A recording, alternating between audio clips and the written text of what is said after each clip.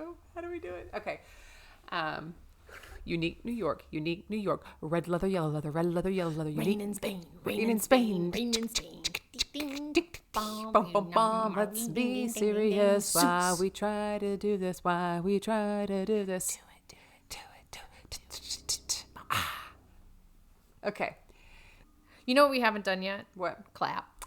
We got to get a clap in. 1, 2, 3. Hi, I'm Maggie. And I'm Amanda. And we're sisters. In law. We're watching Suits one episode at a time. It's a show so nice, I've watched it twice. And a show so great, I'm watching it late. Thanks so much for tuning in.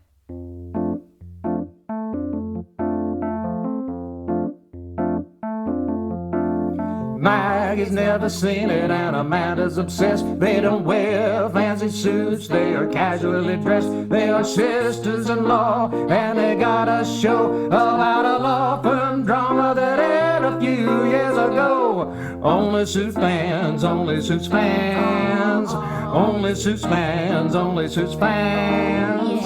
Only Suits fans, only Suits fans.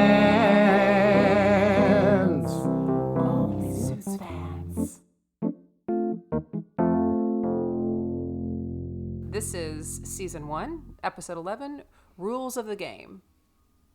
And rules are meant to be broken. Rules are meant to be broken. I'm assuming you probably have that in your brief. I do not. Oh. Because once again, I did not look at the name of the show just title. Your feelings. But when you said that, I was like, well. When I was typing this, I typed this last night because I thought we were going to record last night.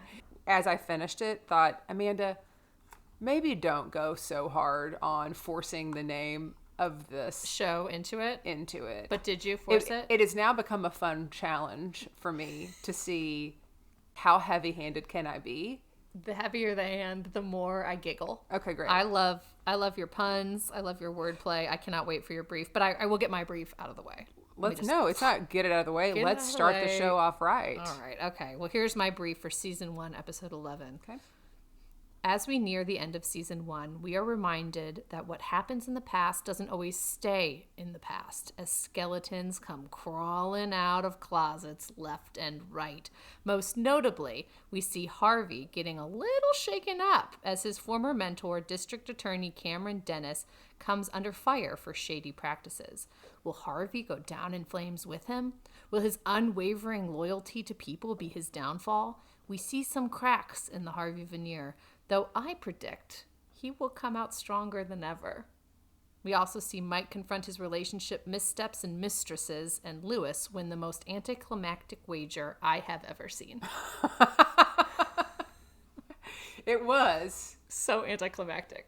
Particularly the way it just ended. The way it ended, I was like, blah. It's because we had a lot of storylines. So many storylines. Okay. All rules are fair game this week in and out of the Pearson-Hardman office. But to be fair, no one is really playing fair. Harvey's forced to decide if he's willing to rat out his old mentor, while his mentee watches his every move. Meanwhile, his new mentor decides to play the game with a little help from Donna and save Harvey's career. Louis and Harvey fight like brothers while representing two sisters. That leaves Louis with the win and Mike feeling left out in the wind. When will Mike tell the truth to Jenny and to Rachel? A double date to save the day backfires and leaves Mike questioning his game with the ladies. Excellent. 10 out of 10. The way you put all those words in there. Fantastic. Thank you. You should save these for your children's book. My children's book about suits. Book, Little Suits, Baby Little Suits. Suits, Baby Suits. Yeah, you should save these because these are prime chapters for that. Yeah, I worry about in a children's book talking about Mike's game with the ladies. Kids have to know, Amanda. They have to. I thought you were going to say, parents will just lie and say it's a game of baseball. But you're like, no. Children need to know. That sometimes there are people like Mike Ross who are playing two people at the same time. He's not good at it. People need to know. Some people can play. Most men are really good at playing multiple people at the same time. They got all their balls in the air. They do. Just playing that game. We have several storylines, as we discussed earlier. Last week, all of the storylines really just weaved together. Right. And so it made our show structure a little bit different. Mm-hmm. We kind of had to roll with the punches and just make that happen. This one, to me, there are 3 clear storylines, and they're not necessarily tied together.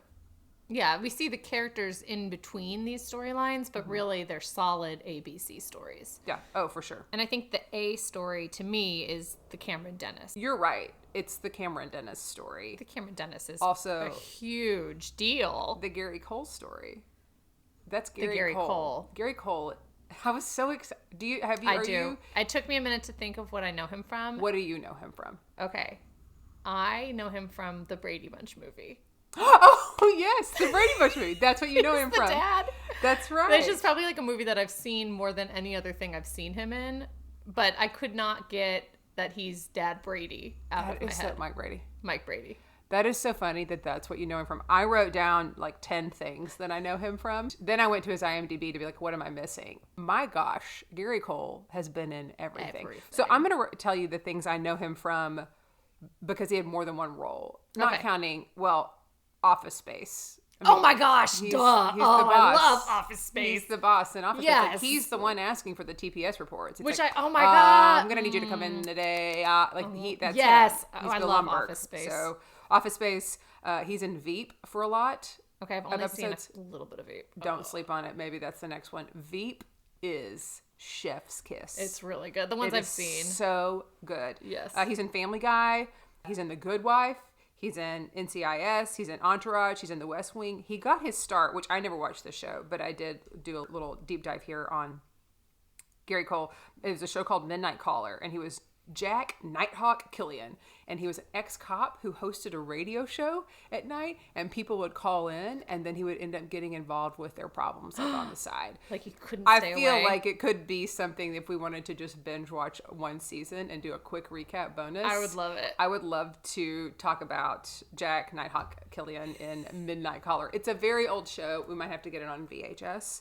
But Gary Cole's in so many things. I'm sure if people are listening, they're going to say, "Oh, you left this out." But he most notably the dad in Brady Bunch, Mike Brady. Yeah. No, and Office Space. I think Office Space, like if we're talking about film. But those are such goofy roles, and in this one, he's not a goofy guy. He is not a goofy guy. But I could not get out of my head. I was like, why do I think he's a dad? Why do I think he's like Daddy Brady? We don't know that he's a dad in this show. Right. Yeah. We know he has a wife. Yes, we see her. We see some lady. Some lady just standing in the garden. Coming out of his very nice house for the district attorney. I agree. Goodness, public service. Okay. So anyways, who is Cameron Dennis? He's the district attorney who Harvey used to work with. And when he stages this run-in, which it is staged, we find out, Mike learns that Harvey worked for the DA. He didn't even know. He always thought... He went straight to Pearson Hardman. Cameron says, "Oh, so you're Harvey, like, because Harvey was Cameron's mentee." Mike. Yeah, and then, so now, which is really fun. And I think Mike is pretty taken back by this because he's like, "Wait a minute, I'm finding out something about your past," which is a big deal. To be the assistant district attorney is a huge in New York City, right? Like that's a huge New York City. Like oh my gosh, I did that the other day. The Facebook County for my kids. Did you? That was like New York City, and they're like, "Oh my gosh, that's the funniest thing," and I did not tell them that that's from a salsa commercial. So they think it's a Mom Maggie original. Made up New York City. Oh my gosh, I can't wait to do that and see if they react. Yeah. Okay. Big deal to be the assistant district attorney. Big deal. All right. Cameron says, "That's my boy" to Harvey too. Yes. Which I'm like, okay. Says, "Hey, let's go have dinner." Harvey says, "I'll go have dinner with you." Yeah. Sounds like that. Cameron, sets up camp at whatever restaurant. He's like, "You know where to find me tonight." Right, because he just goes there, and then everyone who needs him comes there. And very efficient. Alexandra Leeds, who is working for the Attorney General's office, comes in and intercepts Harvey beforehand and tries to catch him and says, I need you to talk about Cameron, and if you don't, I'm going to subpoena you to testify before a grand jury. Because Cameron was up to no good. He was sneaking around. He was doing some naughty deals, really trying to get people. And Cameron's like, I was trying to get people who are bad guys, put them away, but I had to work a little bit. Yes. So he hid a lot of evidence, and it wasn't just in one case. It was in several cases. Yes.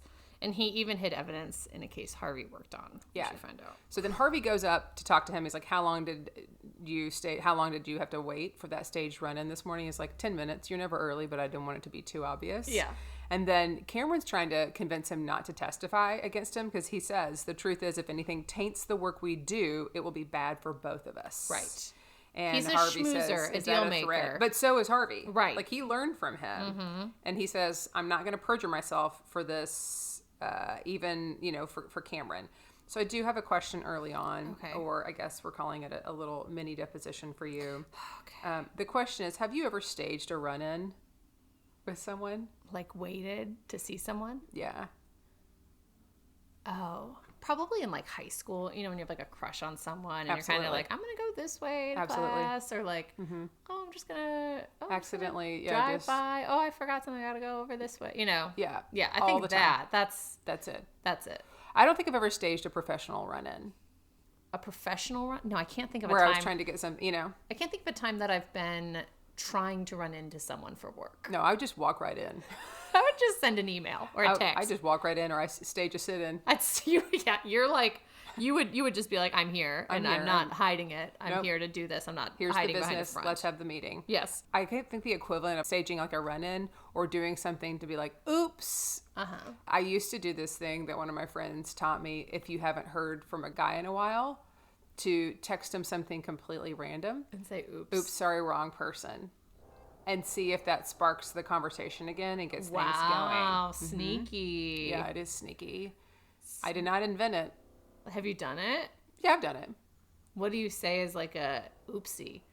Oh, well, You usually. say something like banana cake. No, I'm What do you like, say? it literally would be something like, if I bring over the eggs earlier, should we make that there before Mom gets there? Make it sound like I'm sending it to somebody. Someone who has a similar name. And yes, you have to something make like- sure, yeah. that was for, like, if I was trying to text a Mark, I Yeah. would have to say, oh, sorry, I'm was trying for to Margaret. Margaret, Yeah. Maggie. Yeah. So I used to do that. I don't anymore. You don't anymore. Now you've revealed your secret, so all of your suitors will All be of like, my past suitors. Yes, they're like, but wait a second. To be fair, Did it work? There are actually times I did just text the wrong person. I've done Oh, that yeah, before. for sure. I do that was all the in time. I'm in a large group thread for real estate, and yesterday my phone was in my pocket, locked. So I thought, while I was loading the dishwasher, and I pulled it out, and in this group thread, what I was about to send them were 10 pictures of me and MJ at her first tap dance lesson like 4 years ago. How in the hell my phone went all the way back to 2019 when we Yes. did that first little Yeah. class, and I Oh went in my there and gosh. tapped with her. Thank goodness it wasn't anything else. Yes. I mean, there's not anything else. I just take screenshots of stuff to remind me. Like, I'm a Right. big, like, oh, screenshot that and I'll Right. remember. But there's nothing I'm worried about. But, like, I literally almost sent 10 tap dancing videos And then you'd have pictures to justify and it. be like, oops, sorry, my phone's unlocked. Those are from 4 years ago. Oops, sorry, I wanted everyone to know how adorable my niece is. It was so bizarre, and I'm so glad I caught it. And then when I was in London, I called somebody that I've actually never spoken to on the phone, but I do have her number. And so they're 6 hours ahead. So it's like 11:30 in the morning when I called her while I was on the train.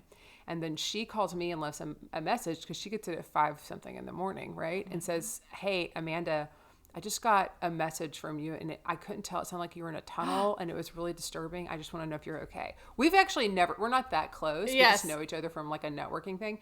I was like, oh my gosh, it's bizarre. So this has happened to me. Why is it doing that? I don't know I'm always worried that, if I'm talking about someone, that it's gonna, that Siri's going to call that person. yeah. Or you're going to text the person about The robots are about to get me, And I don't talk that much about people, No. but that's why I get nervous. I don't do it because I get nervous that it's going to call them. Yeah, you gotta And start then they're going to writing. be like, I can't believe Maggie thinks that I should have texted about something. Yeah, the phones are weird. Anywho, This is also, let me just say too, Mike is like very upset about this, and he goes to Rachel to try and pull up all of Harvey's history. And He's she's like, like, "No, I why know." would someone? Yeah, she didn't know. Yeah. She had no idea, and they're like, why would he hide this? So it seems like Harvey is kind of knew bad stuff was happening. He's like, I'm not going to perjure myself. You have to do the right thing. So Harvey's hiding his relationship already, but you can't hide something like that. no. Donna figures out something's going on, so he tells her, obviously. Obviously, she And- walks in. There's some romantic, nice music playing on his Record player. Record player. He's got a bunch of basketballs, which I've never seen before. Oh, you've never seen the There's balls? been baseballs before. Now Yeah, I'm like, because- oh, he's a multi-ball sport guy. Yeah, he can play with all the balls. He asked Donna, what would you do? And Donna says, I would hang that guy out to dry. She says he's the Antichrist. He's poison. She hates Cameron because we know Donna worked with Harvey before. So we know that she must have worked with Cameron before. Yeah, by default. That was her boss's boss. Right. Yeah, Okay. her skip level is what we call it in org. Skip level. Skip level. Then Mike walks into this conversation, just totally interrupts it with information about the other case. And Yes. they're just like, okay. They're like, okay. But Harvey is shaken by that. Like, Harvey is clearly off his game, and I think Mike knows that he can Harvey's tell something's wrong. That something's Well, off. it's his mentor, but Harvey keeps saying, it's my mentor. It's my mentor. Oh my gosh, I wrote that down too. And I'm like, mentor? I hardly know her. Oh my gosh, I wrote down the exact same thing. But then when he gets Jessica's to like, later did you on, lie? Then he later says on, mentor says on the stand. On the stand, yes. But he kept saying mentor. and- Why? Why? What's the That's not how difference? you say it. That's why it's like, is Spectre or Spector. Yeah, maybe he was calling it out. Like, Yeah. hey, shouldn't be spelled that way. I wrote that down too because I thought it was so funny because he said it several times in a row. He was my mentor. He was my mentor. mentor. Which it gave me a little I'm not bit going to like, expose him. He's my mentor. He's my mentor. He's my mentor. mentor. Is there a word that you say? All of them. Oh, that's true. I say all my words funny. Not all your words funny. You have this very charming thing about you. Yeah. Where you take very popular, like, Colloquialisms. yes, and really just Change them. change them. I make them better. You do make them better. Yeah. Fly by the seam of your pants. Yeah, I think that's a great one. Yeah. I think it's going to hit. So Jessica decides she's going to represent him. And we don't really see Jessica a ton Being an attorney. being an actual attorney. She's the managing director, so Right. she's not actually practicing law. I mean, she is by default, but we haven't seen her do a lot of depositions. And she's real good. To this point. She is great. He's being deposed in the courtroom, which is funny because Jessica says to Alexander, do you think that deposing him on the stand is going to intimidate him? Like, that's not going to matter. She rattles off his stats and talks about how many cases he's had. And then he says one of my favorite things because he only went to trial 147 times and he won every single one But of he them. had 36 cases a day. Yeah. And he says, don't go to trial if you're not going to win. And I feel that. I am competitive in the things that I believe I should be really great at. Yeah. If there's something that I know, there's no way I'm ever going to be the best or could get close to being the best. F it. I'm not going to do that. I'll do it. I'm not going to I'll do it, put myself out there. But I'm I'm not just going to go to trial on I'm it. going to be like, oh, this is just for fun. Right. But if there is a chance I could win, I mean, even like playing games the other day when we were doing game night. Yeah.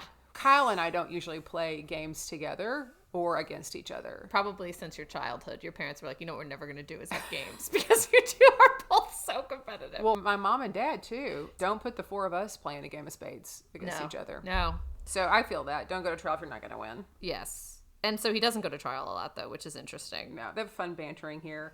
Harvey decides he's going to exercise his Fifth Amendment rights because Jessica Jessica decides says it. it. She goes, my client is going to exercise Yes, his she Fifth Amendment stands. rights. She's like, he's not going to say anything. Because Alexandra Leeds gets really specific. Because they're kind of like, vague, objection, vague. Yes. Da-da-da-da. And she goes, okay, well, how about this? And she's basically like, all the specific details about something that Harvey totally knew. Yes. Obviously knew. And that's why he left DA's office to go work for Pearson Hardman. Yes. Was because he knew something was going on. And that's why Jessica's like, plead the fifth. No kidding. Well, he goes to visit Cameron at his nice house. That is a nice house. Nice house? I guess I don't know what the district attorney in New York City makes. I just assumed they're doing it to serve the public. I don't think they make that much. I don't think they make nice house out in, like, where was this house? He was in upstate or something. Like, Yeah, like that's not in the middle of Manhattan. No, it had like a garden. It was that's nice. It was a nice house. I think that was a little, little Hollywood. Is it weird that when I was looking at it, I'm like, I wonder what that house what listed for in that time and what I would list it for now here in Dallas as opposed to New York. My real estate brain can't look at a property and not. I mean, that's a multi-million-dollar home. Oh, yeah, for sure. And even in Dallas. Yeah, for sure. Yeah. It's beautiful. Had a nice English garden, I would assume, that we only saw it in the dark. Yes. And Cameron can read Harvey real well. He can. He brings up Hector Avila, an old case of Harvey's. And he's like, what? Is that an old case or something? Mm-hmm. And Cameron's like, actually, I do remember him. I remember all of them. And then he thinks that Harvey is wearing a wire. He does think Harvey's wearing a wire, and then he goes, no, you're not. Like, he knows that Harvey's not wearing a wire. But Cameron basically is trying to guilt Harvey in a way that's very manipulative. Oh my gosh. Boss, because he's his father figure, right? Like, yes. from the Brady Bunch movie, but also he's his mentor. His father figure. He's the Brady Bunch dad. Cameron says to Harvey, you're the disappointment. You sold out to help rich people keep their money. Mm-hmm. Like, he's like, you actually are the bad guy here, not me. I put bad guys in jail Sometimes I had to fluff some evidence, but I did the good things. You're doing the bad things now. And then he just quickly does a hard pivot and is like, fine, I'll make a deal. No, you got me, Harvey. Which I thought was really interesting the first time I watched it. And then knowing what happened later on, what kind of deal it was. Yeah. Shady McShaderson. He's a shady man. He is. Donna then comes forward to Jessica and says, I have this. So this is Document. These a are binder documents. full of I believe documents. Donna always has the receipts. I think so. She is the epitome of the woman who always has the receipts. Literally a binder of receipts. Binder of receipts. And she says, can you do this? I can't let that asshole, I can't let him take the fall for that asshole. She's like, Harvey would never use this. So I'm giving it to you. Yes, I'm giving this to you. Donna says, my favorite quote of the week, you know how I judge a man by his character, not by how he treats his equals, but by how he treats his underlings. And she tells Jessica, I always respected you in that area because of the way that you treated everybody. Which brings me to another question. Is there a certain way that you judge a man or woman by their character? Is there something like small that you're like, oh this changes. I just observed a behavior or something happened that would make you change the way you judge? I don't want to say judge, but just assess. I think it's important that people change their behavior. Like Sure. if something comes up and it's like, oh, like this is interesting, that they make the change. Okay. So I think that's something. When Kyle and I first started dating, we went to a movie. We got popcorn and soda, and then we got up to leave, and I grabbed my stuff to take it to the trash, and he didn't. And I was like, actually, you should take that to the trash because they have a big trash right outside the door. And then he was like, oh, he never did that. And so now he does that. I think we might have done that. Well, he never did that, and Yeah. now he does.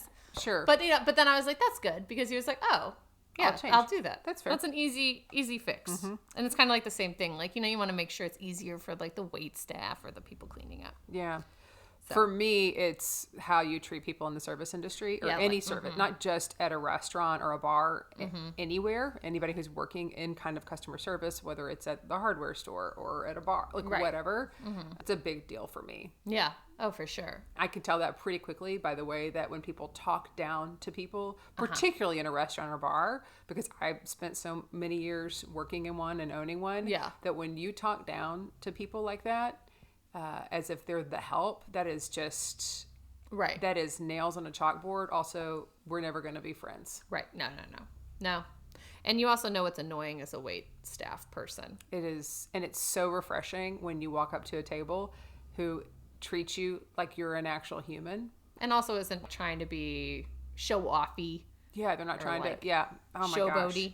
It is a big deal for me how you treat wait staff. Absolutely. I think that's So. a big deal for most people.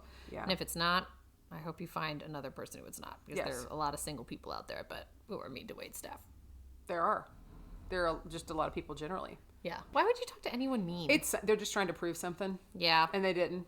They didn't prove it in my Remember book. when Mike was mean to the clerk and said he was going to Oh, call a yeah. private investigator? That kind of showed me something about his character, honestly. Well, he was still Michael at that point. He was still Michael. you. Now he can improve. Okay. Jessica meets with Cameron, At his little spot at the restaurant. and she's like, don't cut a deal. Cut a new deal. Don't mess with one of mine. Because it turns out the deal he cut was to rat out Harvey. I can't believe Alexandra Leeds was going to take that, too. She had to take She something. had to take something. nail someone, so she was going to, whatever Cameron gave her, she was going to take. Yeah, so he was going to rat out Harvey. Now, Jessica doesn't tell Harvey that was the deal. She just says he is cutting a new deal. Yes. Because I'll just say that's important to know that he doesn't know that. He doesn't know that He Cameron... doesn't know that the deal was that Cameron was going to rat him out. Oh, okay. Isn't that correct? Yeah, I don't know. But that's important that he doesn't know that. I'd say it's important. Okay. Because, Later. yeah, Harvey... Later. What Jessica says is Harvey doesn't have to testify. Cameron made a deal. Jessica made a new deal. Yes.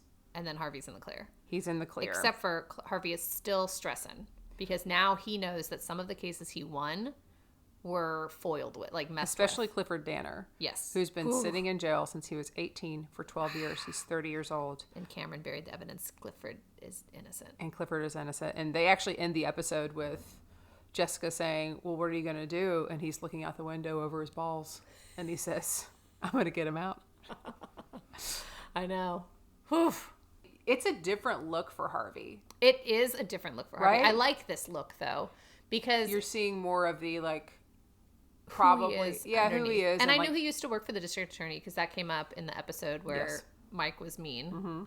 Michael, when he was still Michael. We have this like, Harvey's like, I have a moral character. Yes. Harvey's like, I do the right thing. And now we can see what happens when he may have been in a situation where he didn't do the right thing. Not necessarily him, but he was put in a position where he's now the name on the attorney who prosecuted Clifford Danner is Harvey Specter. And he put an innocent man away. yeah. And so those And when you're a good person deep down, that's going to eat at you. Yeah. It really is. So those 147 cases that he won, he also is kind of like a crack in that too. By the way, 147 cases he won at To trial. Right, absolutely. He did 36 cases a day. He was settling all the time. But how many was he settling and also getting bad deals for innocent people? I mean, what how is can it, we tens even of- know? It's tens only of one thousands episode. of So, cases. Probably. Oof. Our next storyline, I would say we could talk about, you said the most uneventful win. Yeah, let's do it. You want to do that? The Yeah, sisters? sister. Yeah, sister. Malcolm Price died. He has Yes. 2 daughters, not from the same mother. Mm-hmm. So these are stepsisters, Yes. or half-sisters. Yes. Kelsey and Madison. And they have waived conflict and are going to let it be dealt with within the firm. Yes. I always think anytime these cases come up where they waive conflict, I'm like, that's a bad idea. I know. You know? But Madison knows she wants Lewis. Yes. She's like, I want Lewis. Lewis is my guy. And it makes sense then because we hear what they say. I mean, they did a great cut Yes. here where Kelsey says to Harvey, do you know what it's like to have someone hate you out of pure jealousy? Yes. And then they immediately cut to Lewis. We see him, so we know what Harvey's thinking. And then we see Madison say, do you know what it's like to watch someone else get all the attention when you know you're twice the person they are? I know. Madison. These sisters are Lewis and Harvey. A perfect match. It's a perfect match, which is kind of the same as last episode when we saw Mike's perfect match in Stan, Yes. who was the guy who could memorize everything. So Yes. it's interesting to see these clients come in and then basically be an example of what happens when our main characters, our main men, are unchecked. Because if you remember in episode 8, when they have that amazing ending with Maslow and they call him out and they work together so well. Yes. And again, that was the 2 of them working together against Lewis and this one. Harvey. So this is different. They have the ability To work together in a way that is keeping Pearson Hardman on the map. Yes. And they're not doing it in No, this they're not episode, doing which it. is frustrating, but also fun. There's a little bit of this fun, like we're starting to see a lot more of this banter and chemistry and everything. Like when he walks into the office, you know, he's like, sit down. Oh, you're talking to me like my 3rd grade teacher. Her name is Mrs. Cope, right? Yes. And then they have this thing where Lewis runs into the office before Donna can let him in. And he's like, Your Majesty's here. And gentlemen, Your Highness. Oh, I hear that. You're not supposed to. There's this like whole banter. So much banter. Even in the very beginning when this storyline starts, Lewis is talking to Jessica about music. Yes. And then Harvey comes in and he's like, your decision to leave law to be a music critic is a good one. Yeah. Yeah, This like is they're really just fun. real It's like, tit for tat. and I need to go back and look and see who was writing these episodes to see if there was a change or like a writing yeah. pair, because there's a lot of fun banter that we're starting to see now that we didn't see at the beginning. Yes. Only because they're having to figure who these characters Right. are, you know? It gives them more dimension, more relationship Yes. too. They just say they're going to bet on this or care to make a wager. They're going to make a They're wager. Gentlemen. They're gentlemen. They're gentlemen. They're gonna making do a wager. It is basically wagering Mike. Yes. For nothing. For nothing, because If Harvey wins, he doesn't want anything. And then he finally decides he wants the music tickets. but only because Lewis wants those. Harvey doesn't want it. Yeah, he just wants Lewis to be miserable, Yes. which is really funny. Harvey is very Totally consumed consumed. with the Cameron Dennis case. Yes. So he really just gives this to Mike. And that wasn't the agreement.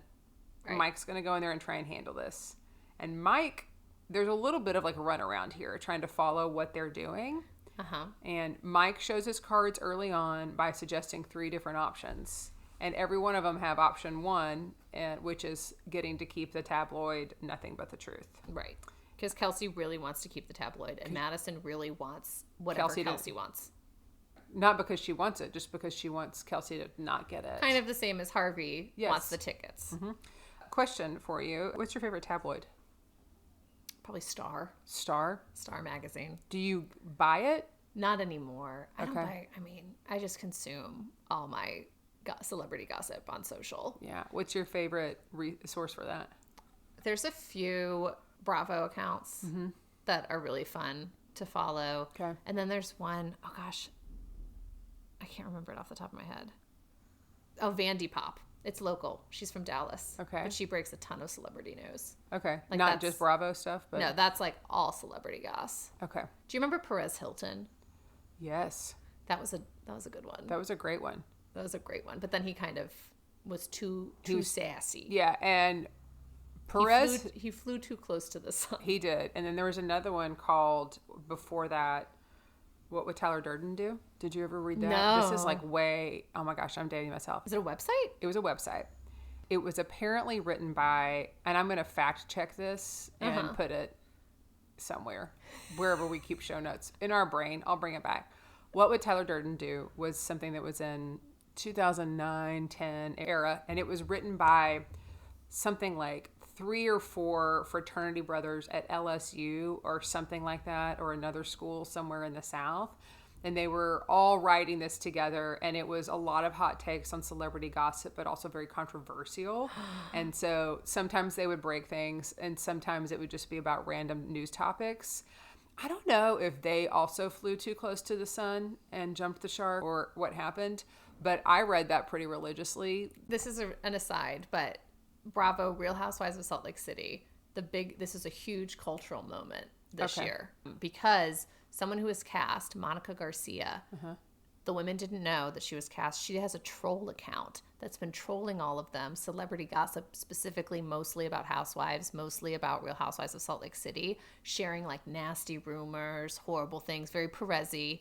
And she was on the cast. She didn't tell anyone. It comes out the season finale, and they're all like, "Get out! I've got receipts, proof, That's it. timeline." That's You've heard that? Receipts, proof, timeline. My favorite Broadway star, Max Clayton. He even said that? He and the cast of Chicago did receipts, proof, timeline, like the way Yes, like in that's from Real Housewives. like Yep. in the Sub Block Tango, but they do this whole rendition of it with the song. It's great because I love Max Clayton. Yes, that's Real Housewives of Salt Lake City. That's why. Heather Gay says that to Monica at the season finale because she's basically like, "You're a troll. Get out. You're not welcome here." So it was such a reveal. Did the producers know that she was No, cast? the producers said they didn't know. But also, what do you believe? Okay, whatever. We have a friend who used to work in reality TV. They completely know. Yeah, they have to know. Well, because it was her and a few other people who ran the account. It was actually Heather's hairstylist was one of the people. Ugh, so much drama. Anyways, the celebrity gossip, I'm very into it. So I understand the value that Kelsey places on this celebrity gossip magazine. So you were vested in making sure Kelsey got this. I was like, this is important. If you understand the culture of tabloid, then you want to have the tabloid. Right. And Madison doesn't care. She just wants it to die because her father loved doing it. Mm-hmm. Mike goes to negotiate. All of them have the tabloid. Lewis is like, "You're dumb because now I know that's what you want, so that's not what you're getting," which is basically the same thing that Mike did with Kyle back when they did mock trial. He trusted him to make a deal, and it's like, no. We got to get it in writing. We got to confirm We don't this. make a deal. We don't make also. deals. Don't show your hand. Don't show your hand that early, and don't think that even somebody in your own firm is going to be okay with a gentleman's agreement. Yes. And also funny though, because Mike's like, you can't do that. You have to present these to your clients, or like you're not playing by the rules. And Lewis goes like, "Oh yeah, we should tell your supervisor. I'm your supervisor." And then he gets out a notebook and he's like, "Tell me what all your complaints are." Because Lewis is like, It's really fun. I'm not going to get in I trouble. love that kind of little sass so much sass from Lewis when he does that. Harvey's like, "You messed up. Yes. You have to stay one step ahead of him." So Mike decides to make a move at the fax machine. So Lewis will read a fax that he sends. He brings in Donna to help with this. They think they're getting Lewis. They make this deal, and Lewis plays it so well. And there's like, yeah, everybody's happy. We're happy. Kelsey bought a company that then bought the tabloid. Yes. So Lewis gave Kelsey the tabloid. So it feels like Mike thinks that he's pulled one over on Lewis and Madison. Unfortunately, Lewis was one step ahead. he already knew. He made Kelsey overpay for Yes. United International. That tabloid's going to go under. Yes. Because there's no way that they can afford it based on the things Lewis was doing. Yes. Then Harvey gets up in Lewis's face. Clearly, all of this is anger from the Cameron Dennis situation. I've never seen Harvey like this. Yeah. Unhinged. He is unhinged. He's like, you can't go skirting the rules and justify it just because someone else broke the rules. You cheated. You lost. End of story. You broke the rules. You cheated. You lost. End of story. Yes. He's big mad. A better reenactment. He is really, really channeling the energy of how pissed he is at Cameron Dennis for all of this. Yes. And Lewis is just kind of standing there taking it. And then he goes, no, Harvey. I won. He's like, no, the rule was that both people were happy. So I think Ravi's like, fine, you win. He's like, you can have Mike. He goes, do you think I want Mike? I just wiped the floor with him. Yeah. Oof. And so then no one wants Mike. No one's winning. Harvey's mad. Lewis is just like, I won. And everyone just leaves the office. To credit your brief, it was very anticlimactic because it feels as though Lewis has been wanting a win like this forever. For the entire season. They did kind of just sweep it under the rug. And I feel like Lewis has wanted to make Harvey mad the whole season because Harvey's always so unbothered. And so here Lewis has not only won because he pulled one over on Mike and Harvey and his client ultimately gets a better deal. Yes. But also Harvey is like so emotional about it, which Harvey is never getting emotional. So I feel like this was like a double win for Lewis and he's just kind of like, yeah, I won. And to be fair, Rick has to do what's given to him in the script. He doesn't get to actually play out the way he thinks Lewis would play it out. Yeah, but it was anticlimactic, but I thought it was a good reveal for these, like, they're always making wagers, they're always competing, but it's not actually about like the winning. I think it's about the game. Like, they're very into the strategy of how can I outsmart you and all this, and like, sure, you want to win, but really, like, he doesn't really want Mike. He just wanted to upset Harvey. It's like when they talk about people who are trying to like reach a goal or make money or whatever that is. It's not about the end result. It's about the process. Yes. And that, or the chase. Yes. Is always more fun than actually winning. Right. Absolutely. It's their sport. The sport of law. Yeah. The last storyline, which we open up and it's Mike getting ready in a tan suit in Jenny's apartment. Maybe Jenny. I don't know if it's Jenny or Mike's apartment. No, that's Mike's apartment. Okay, that's Mike's apartment. Yeah. And she's like, you look so dashing. Mike thinks he could be James Bond. And then Jenny drops what Lewis told her to watch out for Rachel. And Mike's like, you don't have to do that. We're just friends. And she goes, great. Then let's go on a double date. Jenny says, did you ever? And doesn't finish the sentence. And he says, no, you have nothing to worry about. She's just a friend. He lied to her. He didn't want her to ask. If she would have said, did you ever sleep with her? He would say no. Did you ever kiss her? He would have to say yes. Yes. So he didn't want her to ask. Because then he could be like, I thought you were going to ask this. He can interrupt it. He can plead innocent there. Yeah. He really skirts the issue here. And I feel like he kind of was a liar, pants on fire. He was not forthcoming. For sure. And he knows that this is going to be trouble. Yeah. Guys, you got to stop lying to women. You got to stop. Because Jenny knows. And that's the thing. That's why Jenny wants to go on a double date. Because she's like, I know you did do something. So Rachel does agree to go on this double date. Yeah. It's the most awkward I've seen Rachel and Mike together. And they've had a few moments where I thought it was going to be awkward. Mm-hmm. This is by far the most awkward. Yes. She brings none other than Kyle. Kyle from Mock Trial. Mock Trial Kyle. Mock Trial Kyle. Mike Rub it in Mike's face. Mock Trial Kyle. They're at this place and they're eating and it's fine. And then Jenny and Rachel go to the restroom together and they come back out. Wait, the banter here, though, is also funny because so it's just Mock Trial Kyle and Mike. Yeah. Mock Trial Kyle goes, I'm going to violate those ethics. And then Mike goes, someone might think you're a dick. Oh, wait, someone already does. Like, they're just like, the banter here is not. They're like 14-year-old boys. Yes, and it's so different from the banter between Lewis and Harvey, which is like quick, sassy. Or even Mike and Harvey. Even Mike and Harvey, but Mike can't even think of anything interesting or fun to jab at him because he's just so big jealous. Yes. So the girls go to the bathroom together. They come back out and they're talking. When they're in the bathroom, Rachel asks, how did you guys meet? And then Jenny tells him that she dated his best friend. And that nothing ever happened. And then they kissed. But actually there was a kiss. And Rachel's sitting there thinking, wow. What a pattern. Art imitating life. History repeats itself. Looky here, you know? Yeah, I mean, when I saw this scene, I thought the exact same thing. I think art imitating life, imitating Is that what I said? history repeats itself. Yeah. Looky here. I was like verbatim in my head. That's All what I of thought. those things. Yeah. Mm-hmm. I know. I can see your notes. Mike clearly has a pattern of kissing people that are unavailable. Or when this is more than once. Yeah, he's a smoocher. He's a smoocher. free agent in the smooch department. You know? His lips do all the talking. Mooching off Harvey, smooching off the ladies. Ooh. Mooching and smooching. Mooching and smooching. Mike's the moochy smoocher, and Kyle is mock trial Kyle. Then the ladies come back to the table, and Kyle is kind of grabbing Rachel. She's like, because she does not like Kyle. No, she just picked Kyle because she knew it'd make Mike mad. Yes. And Mike said, stop it. And Jenny is pissed. which I understand. And also, though, that's what you want someone to do. Like, a woman's kind of being harassed or made to feel uncomfortable by her date. Mike does the right thing by being like, stop it. I agree. Knock She's it like, off. that guy's such a jerk. Like, they're walking out. She goes, yeah, but it's not your date. And I have a problem with the fact that Jenny is not okay that Mike tried to defend Rachel because she was uncomfortable in a situation. Absolutely. I think any man should do that. Yes. I think that was the wrong thing to be mad at, If Jenny. that was my boyfriend, I would say, thank you for defending her. Yes, absolutely. Also, do you like her? But also, did you kiss her? like, and I'd say it really fast so we couldn't. Separately, those two things are separate to me. Right. I'd be like, thank you for defending her. Did you kiss her? Yeah. I would finish the did you. Did you make it? Yeah. Mm-hmm. Then Jenny kind of gives him an ultimatum. Yep. And says, I like you a lot, but you can't have both. Can't do it. Yeah. So are you in or are you out?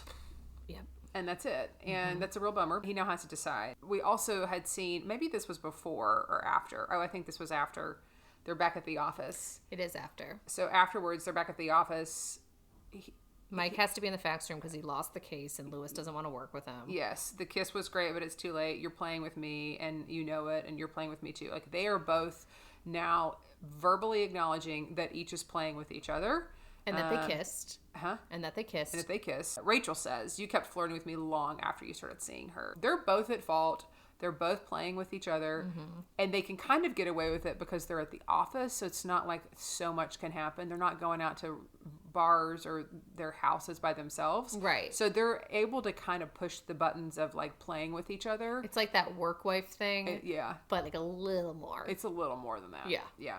Rachel goes, because Mike goes, stop playing with me. And then Rachel says, same. So now they're not going to help each other. No.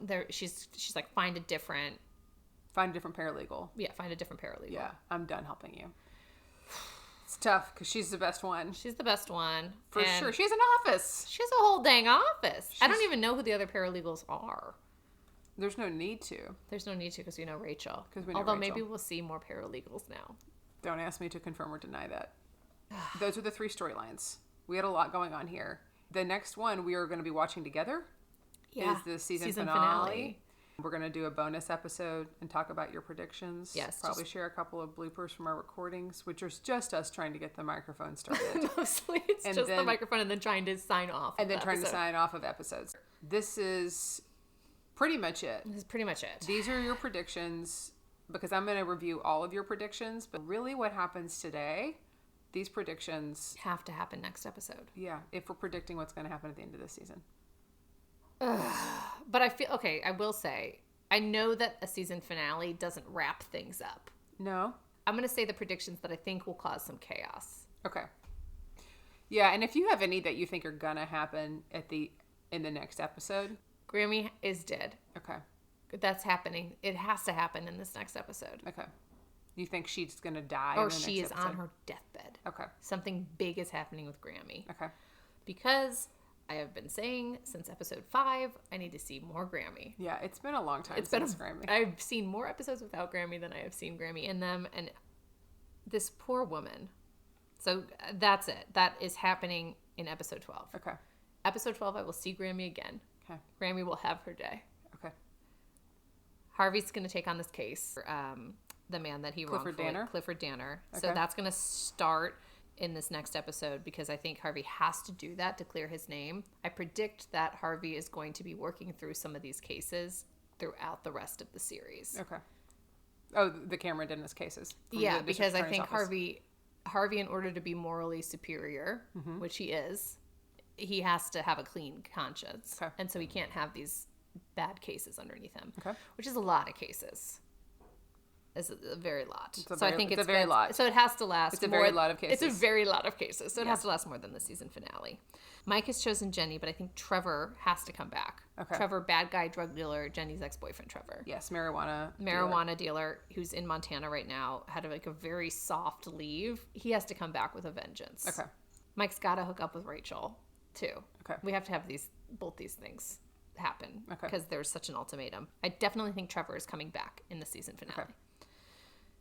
And then Lewis has banished Mike to the fax room, but he does have Mike as his employee for 10 days. I think Lewis is going to bring Mike in on something. Oh, okay. That's something. Okay. Those are my 4 big predictions for the finale episode. But if I've learned one thing in the last 11 episodes, it's that I don't know anything. No, they're going to really surprise you. God. I'm also very excited to watch this with you. Me too. I'm excited to watch it in person. It's a big deal. I'm proud of us. I'm proud of us too. I'm proud of you for doing this. Also, I can't believe we're already done with season 1. I can't believe it. It's gone so fast. It has. Love it. Yes. We have a new review. It says, the best sidebar ever. Love hearing Amanda and Maggie's fresh take on each episode. You learn more about the show and about them. It's the perfect combo. Wish this came out when the first season came out. That's from Jessica. So thank you. Thank you. Thank you, Jessica. We also got our very first email from a listener. Oh, great. We did. This is an important PSA to everyone. Kimberly told us that on Netflix, they only have the first few episodes. They don't have the finale, the last season. They have the first 8 seasons. Yes, they don't have the last season. For the last season of Suits, you need to go to Peacock. Yes. Which I think is important because you could think that you're done.